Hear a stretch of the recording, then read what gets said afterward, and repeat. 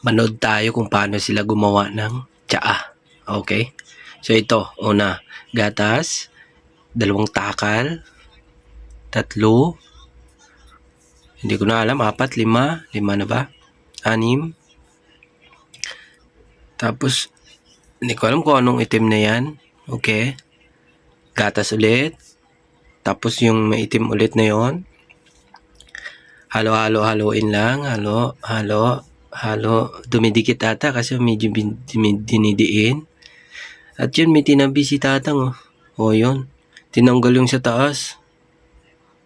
Okay. Ayan na. Okay. Halo. Sige. Okay. Sige. Sige pa. Okay. Sige pa. Grabe na yan na.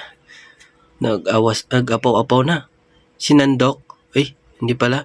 Hinalo-halo lang pala. Kala ko sinandok. Dagdagan. 1 kutsara. 2 kutsara. Halo-halo ulit. Halo-halo ulit. Halo-halo ulit. Halo-halo. Okay. Halo. Wala na katapusan na halo talaga yan. Wala na katapusan na halo-halo yan, oh. Grabe na talaga yan. O yun, kulo na. Dagdagan ulit. Dagdagan ulit.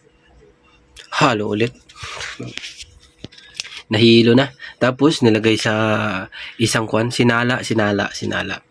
Nilagay sa isang parang ano tawag dyan. Ayan na. Sinandok. Isang takal. Ayan, nilipat ulit sa takuri. Nilipat sa takuri. Ilang takal na yon. Takpan. Tapos naglagay ulit siya ng asukal dun, oh. Halo. Sige, halo. Tapos tinabi niya na yung kanina, yung nilagyan niya, yung ilang takal na yon. Ayun, oh. Yun. Hininit niya ulit. Halo ulit.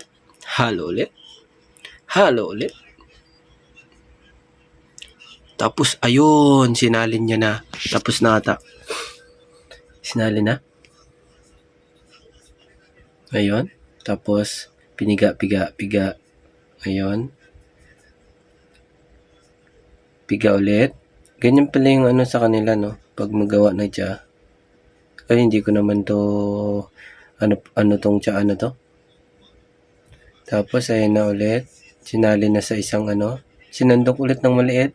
Tapos, ilagay sa sa takuri. Yung 2 takuri na yan, no? Hindi ko alam kung anong flavor. May flavor siguro yan.